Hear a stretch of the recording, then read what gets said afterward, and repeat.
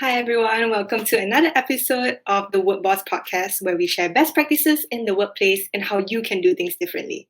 Hi, I'm Natasha from the growth marketing team here at HR. And today I'm joined here with Datin Christine Bong, who is the managing director of Brickhouse, to share what it was like for her to start her business and the types of challenges that she has overcome along the way. So let me just bring her on real quick. Hi, Christine. Hi, Natasha. Hi, guys. Yep. So a lot of people over the generations have thought like, okay, entrepreneurship might seem like a lot of men tend to go into it, but I just thought that, nowadays there's a lot of women empowerment, and that's why it should be shifting the narrative to a little bit more equality, I would say. So yeah, these days a lot of women are starting to be more empowered to come up with their own businesses too. And I thought Christine would be the perfect person to come on to the podcast to just share with you guys her thoughts and her challenges along the way.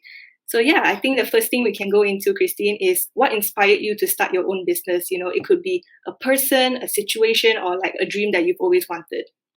I think it was more of the idea that business was going to be very challenging and exciting because you delve into a lot of different aspects of your creativity, not just the mundane maybe account side, or not just thinking of how to do a particular task over and over again. So business is very non-repetitive. You're constantly evolve, you're constantly trying to change, and you have to juggle so many roles. And I think since young, it's been something that I've always wanted to do. And although I studied law, it was more of the fact that law would always be able to assist me in handling the business. So yeah, I think what happened, why I eventually went into business, was the fact that there was an opportunity. And hey, when there's an opportunity, you better grab it. Yeah, for sure though. So it was always in the back of your mind like a dream, like I want to create an own business, especially like an F&B one, is it? Not particularly F&B. It just so happened the opportunity that arose was for F&B. Right, okay. So did you ever had like a mentor that you were following, or it just kind of worked out along the way? It definitely worked out along the way. I was actually working in business development for another company, and they cafes, and that's how I started getting my hands into cafes. That's how I started for suppliers, etc., etc., and that's how I understood how to build a business from scratch. So I would say that my background enabled me to be able to pick that up, and I was very lucky to have the relevant background. But yeah. Okay, yeah. So when you created your business, did you ever had any fears before starting it out? So it could be, figuring out what's the right way to use the right tone to talk to your employees, or not knowing how to negotiate with your suppliers better. Did you have any personal challenges that you felt that were very difficult to overcome along the years of creating your business? Speaking to suppliers, speaking to employees, not really. I think I've always treated my employees as my peers, and I think that's the easiest part of it. So when you talk to them, it's always a dialogue of what do you think? Do you think to contribute? So when you have that kind of approach, I don't think you have any barriers. But more of, I think every entrepreneur has the fear of failure. Like you don't want to start something just to fail, right? And that's my head. Like whatever we do, it just must succeed. There must be a tomorrow, there must be a next day for yourself and for your employees. Yeah, for sure though. I think like every business kind of has to go through challenges in order to like successfully come out of it, because Yeah. that's kind of the only way that you will learn throughout the downshifts. Yeah, definitely. Yeah, especially I think MCO during this time also it has kind of created a eye-opening experience for your business as well, correct? Yes, definitely. Because we're not just doing F&B per se. We run a cafe. We also do catering, and we do events such as like weddings and corporate functions.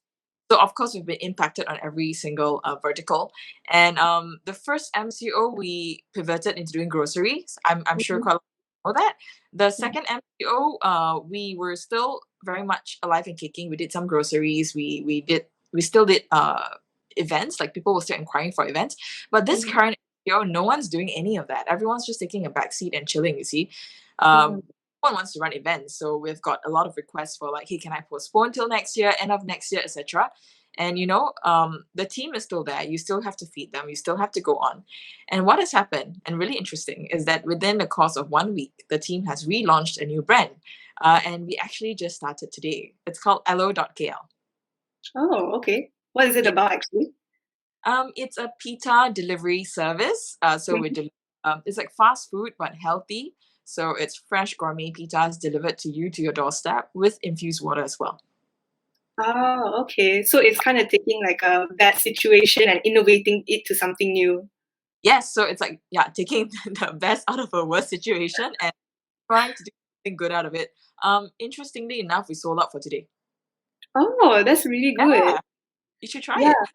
Yeah, definitely. I know that a lot of people also they have been experimenting, their own cooking at home, but obviously you can only cook so many things. So yeah, I think it's really cool that you're also diversifying your business into allowing your customers to order more cuisines.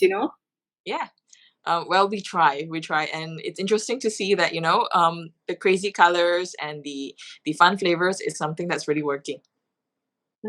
Okay. Is this backup business plan, is it something that like your whole team kind of just came out of the blue or you prepared beforehand of the FMCO? We actually prepared this plan to be launched last MCO. But then like that MCO came to it wasn't really a proper MCO, so Mhm. like some of our businesses were still doing relatively okay.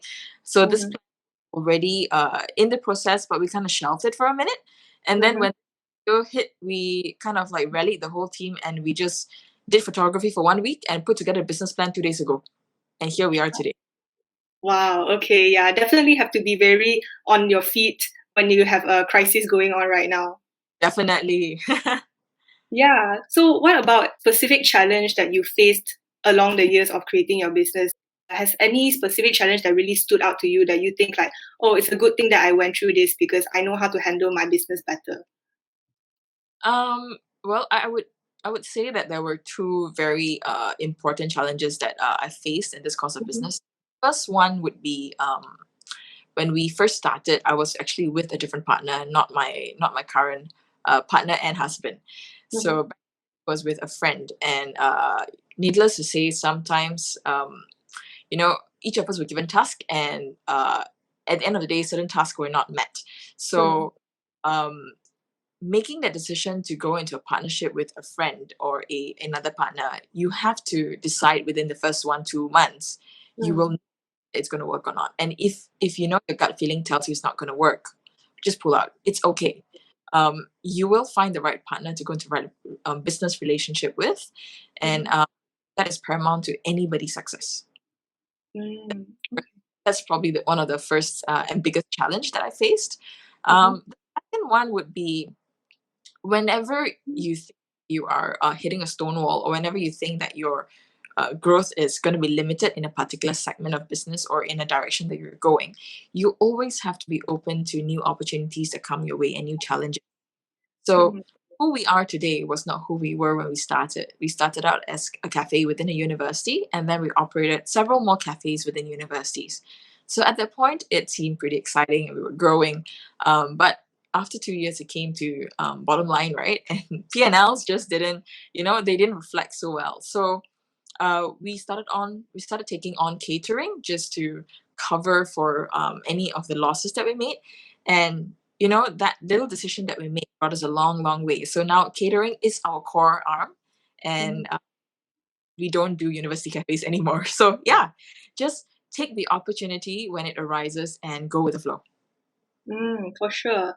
But when it comes to, finding the right partner, do you think you at the back of your mind you had any tips and tricks for people to kind of have an idea like, okay, if I want to go into a business with this person, would they have a certain characteristics that you would want to look for? I would say find not exactly your opposite, but find Mhm. someone complementary to your strength. Mm. So you could be really strong in like language and creativity, and you're really lousy at numbers, and that's me. So my husband's really good at numbers, and he can see Mhm. something in 5 seconds, crunch those numbers, and tell you whether it's viable or not.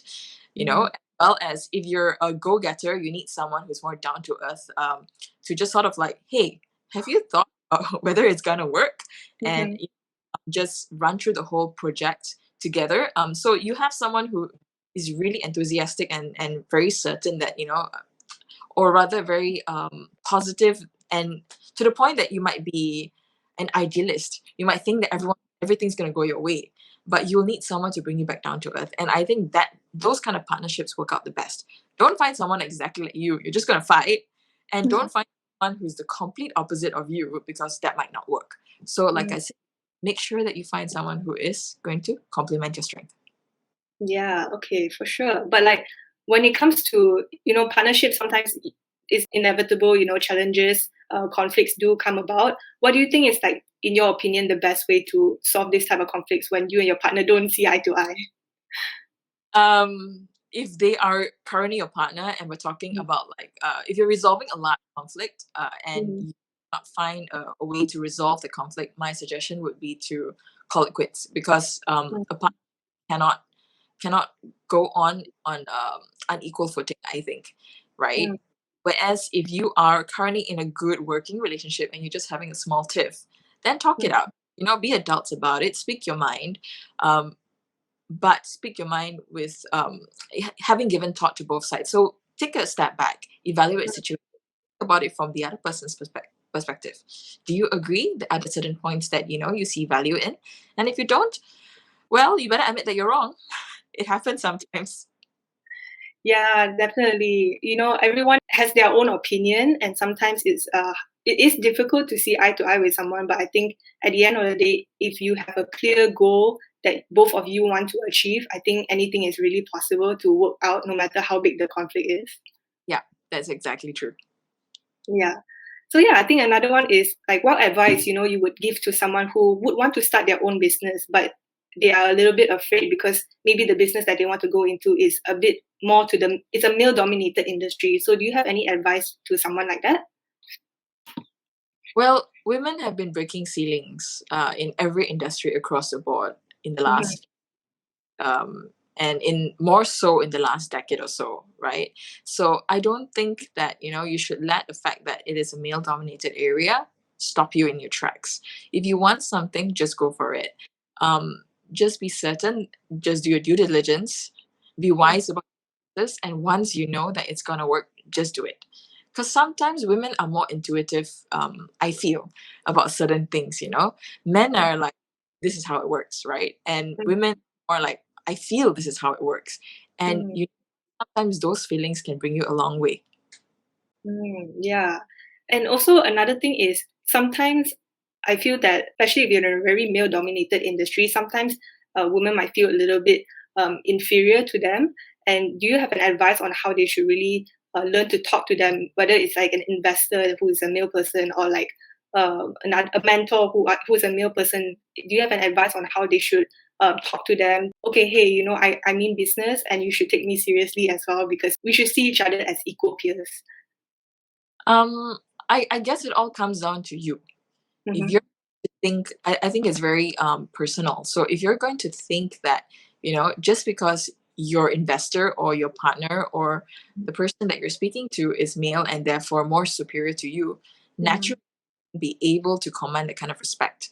However, if you know and you're certain of your facts and you know that you have value in everything that you want to propose, you want to pitch, you have that kind of idea and you will just go for it. And when you actually speak with that kind of confidence, people will buy into you.